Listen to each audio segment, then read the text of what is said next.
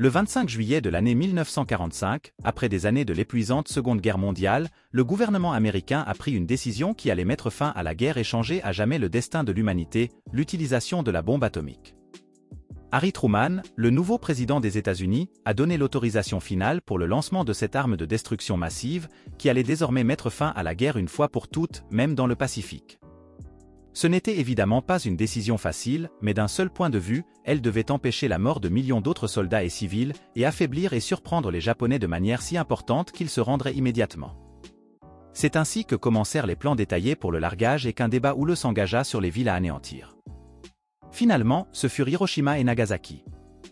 Mais pourquoi ces deux villes relativement insignifiantes ont-elles été choisies? Pourquoi Tokyo, la capitale japonaise, n'a-t-elle pas été touchée et pourquoi d'autres villes ont-elles été bombardées? Aujourd'hui, nous allons examiner en détail la décision cruelle qui a entraîné la mort et la misère de centaines de milliers de personnes. Tout d'abord, nous devons sauter à l'année 1941, plus précisément au 7e décembre de cette année. En effet, au petit matin de ce jour, un événement allait changer à jamais le destin de la guerre et le cours de l'histoire. En effet, les Japonais ont attaqué par surprise la base la plus importante de la flotte américaine du Pacifique, Pearl Harbor. L'attaque a entraîné la destruction ou l'endommagement de 19 navires de guerre américains, dont 8 cuirassés. Environ 2400 Américains ont été tués et plus de 1000 blessés. Des quantités importantes d'avions et d'équipements militaires ont également été détruits ou endommagés. Et l'attaque de Pearl Harbor a eu un impact énorme sur l'opinion publique américaine. Alors que jusqu'alors, les Américains s'étaient déclarés officiellement neutres pendant la Seconde Guerre mondiale, cela a conduit à une déclaration de guerre immédiate dès le lendemain et les Américains faisaient désormais officiellement partie des Alliés. Mais un autre événement important a également eu lieu ce jour-là, après l'attaque dévastatrice de Pearl Harbor, le début du projet Manhattan. En effet, dès l'an 1939, Albert Einstein, ainsi que d'autres scientifiques émigrés, écrivirent une lettre au président Franklin D. Roosevelt. Dans cette lettre, il avertissait de la possibilité que l'Allemagne nazie travaille sur le développement d'une arme nucléaire et que le développement de cette technologie pourrait probablement être décisif pour la guerre. Et après l'attaque dévastatrice de la flotte américaine du Pacifique et l'entrée officielle en guerre, la priorité absolue était désormais accordée au développement de la bombe atomique. Malgré cela, il faudra attendre encore presque un an avant que les travaux officiels du projet Manhattan ne commencent. En effet, il fallait d'abord créer l'infrastructure adéquate, recruter les meilleurs scientifiques et des dizaines de milliers d'autres travailleurs, des ingénieurs au personnel administratif. Et tout cela dans le plus grand secret. Le général Leslie Groves a finalement été nommé directeur militaire du projet. Et Robert Oppenheimer, un éminent physicien théorique, a été nommé directeur scientifique du laboratoire principal à Los Alamos, Nouveau-Mexique. L'objectif premier était de développer une arme nucléaire avant l'Allemagne ou une autre nation ennemie. Car cette arme devait jouer un rôle décisif dans la guerre et potentiellement y mettre fin une fois pour toutes. Ainsi, après des années de développement, le projet a atteint son point culminant le 16 juillet de l'année 1945. Ce jour-là, le premier test réussi d'une bombe atomique, connu sous le nom de test Trinity, a eu lieu dans le désert du Nouveau-Mexique.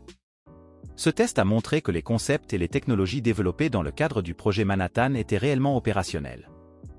Les Américains disposaient désormais d'un levier pour décider de la vie ou de la mort de centaines de milliers de personnes.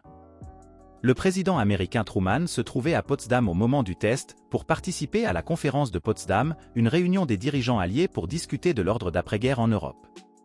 Il a reçu la nouvelle sous la forme d'un télégramme crypté du ministre de la Guerre Henry Stimson. Le télégramme disait « Déployé ce matin ».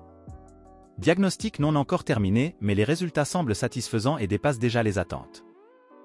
Winston Churchill a également appris le succès du test le jour même et a noté dans ses mémoires. Maintenant, d'un seul coup, ce cauchemar était terminé, et à sa place se trouvait la perspective lumineuse et réconfortante qu'un ou deux coups écrasantes pourraient mettre fin à la guerre. Mais ce n'est qu'une semaine plus tard que Staline a été informé, de manière relativement désinvolte, qu'un nouveau type de bombe avait été développé pour briser la volonté de guerre japonaise. Mais on sait que lui aussi était déjà au courant de l'achèvement des bombes nucléaires américaines le jour du test réussi par son espion Klaus Fuchs. En effet, le soir même, il a fait accélérer la construction d'une bombe atomique soviétique, qui avait commencé en l'an 1943.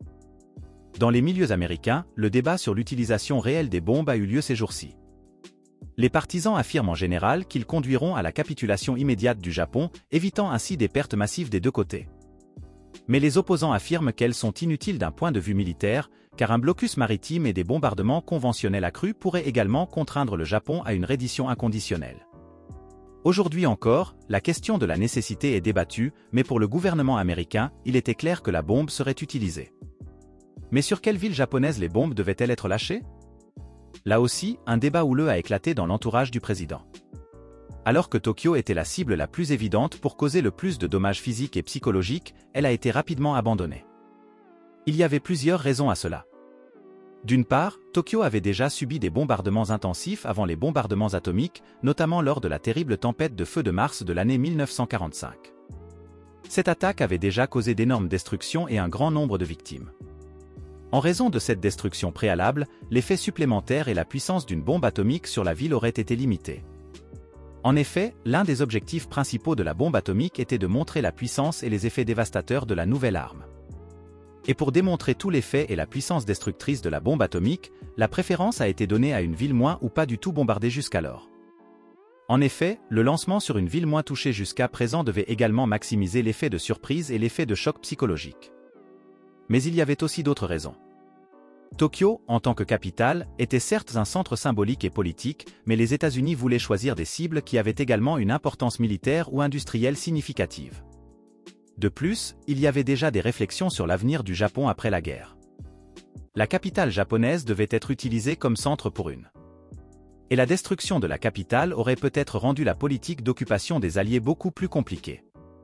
D'autres destinations comme Kyoto ont également été exclues pour d'autres raisons. Le ministre de la guerre américain Henry Stimson a par exemple fait personnellement pression pour que Kyoto soit retiré de la liste des destinations, car il connaissait la ville pour l'avoir visitée auparavant et appréciait sa valeur culturelle.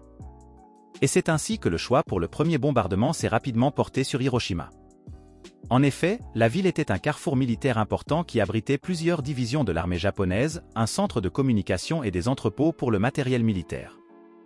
De plus, la ville avait été épargnée de toute destruction majeure jusqu'alors, ce qui lui permettait de remplir tous les critères importants. Le choix de la deuxième ville a été encore plus chaotique. À l'origine, la ville de Kokura devait être la cible de la deuxième bombe. Cependant, les mauvaises conditions météorologiques, y compris un ciel très nuageux et la fumée du bombardement précédent dans une ville voisine, ont rendu impossible le ciblage de Kokura. Le pilote a donc décidé de se diriger vers la cible secondaire, Nagasaki. Nagasaki était connu pour son industrie de construction navale et jouait un rôle important dans la production de matériel de guerre. Le deuxième bombardement atomique est encore aujourd'hui le sujet le plus débattu. La deuxième bombe atomique sur Nagasaki a eu lieu seulement 3 jours après le bombardement d'Hiroshima, alors que les Japonais n'avaient pas encore pris conscience de la destruction d'Hiroshima. Cependant, même après le bombardement de Nagasaki, il faudra encore un certain temps avant que les Japonais ne se rendent complètement, ce qui est utilisé par les partisans comme argument pour la deuxième mission. Le ministre japonais de la guerre a refusé d'admettre que la bombe d'Hiroshima était une bombe atomique, même pendant les 3 jours qui ont séparé les deux bombardements. Ce n'est qu'après Nagasaki qu'il a annoncé au cabinet que les Américains avaient apparemment une centaine de bombes atomiques et que la prochaine cible pourrait bien être Tokyo. Il est intéressant de noter que cette fausse information était basée sur la torture du pilote américain Marcus Mcdilda. Celui-ci a déclaré, sous la menace de la violence, que les Américains avaient 100 bombes atomiques et que Tokyo et Kyoto seraient les prochaines cibles des bombes atomiques. Les deux étaient bien sûr des mensonges, car Mcdilda n'était même pas impliqué dans le projet Manhattan et n'en avait aucune idée. Il a dit aux Japonais ce qu'il pensait qu'ils voulaient entendre, mais avec ce mensonge, il a probablement amené les Japonais à la capitulation finale.